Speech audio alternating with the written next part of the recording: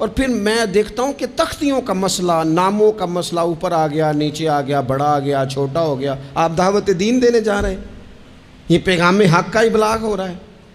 اشتہار چھپا ہوا دوبارہ چھپوایا جاتا ہے، کیوں؟ کہتے دو چودھریوں کا نام رہ گیا تھا بیچ میں سے، وہ لڑائی پڑ گئی محلے میں، محفل ہو رہی ہے۔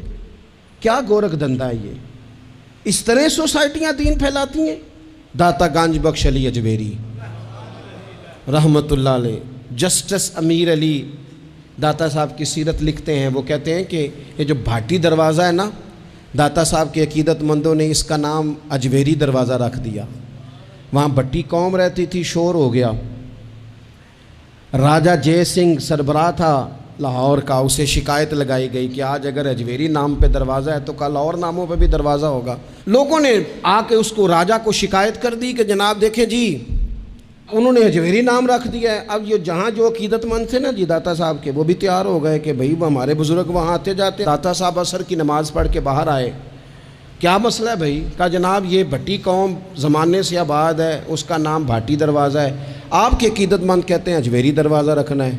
داتا صاحب ہنس پڑے اور پہلے تو نظر اپنے عقیدت مندوں پہ ڈالی، فرمانے لگے پتر تختیاں بدلنے سے انقلاب نہیں آیا کرتے، پھٹیاں بدلنے سے لوگ ٹھیک ہوں گے۔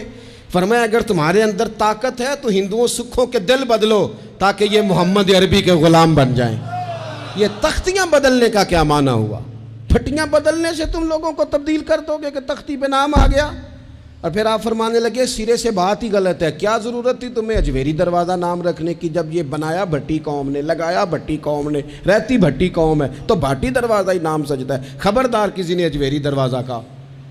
داتا صاحب یہ کہہ کے اندر آ گئے، اپنے مریدوں اور اپنے نام کے خلاف فیصلہ دے کے کرے نا تھوڑی جرتیں آج بھی کوئی ایک تو ہو جو اپنا نام پیچھے کرے۔ حضرت داتا صاحب رحمۃ اللہ علیہ اپنا نام پیچھے کر کے عقیدت مندوں کے خلاف فیصلہ دے کے اندر آ گئے۔ رات گزر گئی، لوگ بڑے مد و جزر میں تھے، سویرے کیا ہوگا؟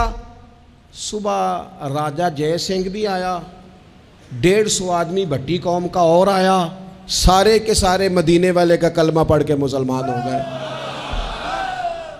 ہم جو کرنے جا رہے ہیں، جو بوجھ ہم نے ناموں کے اوپر ڈال دیا ہے اور جس طرز سے ہم آگے بڑھ رہے ہیں، یہ کوئی آگے جانے والا طریقہ تو نہیں ہے نا۔ آپ لوگوں کو اپنی گفتگو کے جلال سے جیتیں گے؟ آپ کا کردار، آپ کا اخلاق، آپ کی وفاداری، آپ کی معاملہ فہمی، آپ کا حق پہ ہونا، آپ کا سچ بولنا، آپ کے ہاتھوں میں عدل کا ترازو ہونا، یہ لوگوں کو آپ کے قریب کرتا ہے۔ لوگ کبھی بھی آپ کی شخصیت کے سحر میں مبتلا نہیں ہوتے، لوگ جب بھی مبتلا ہوتے ہیں وہ آپ کے کردار کے حسن میں مبتلا ہوتے ہیں۔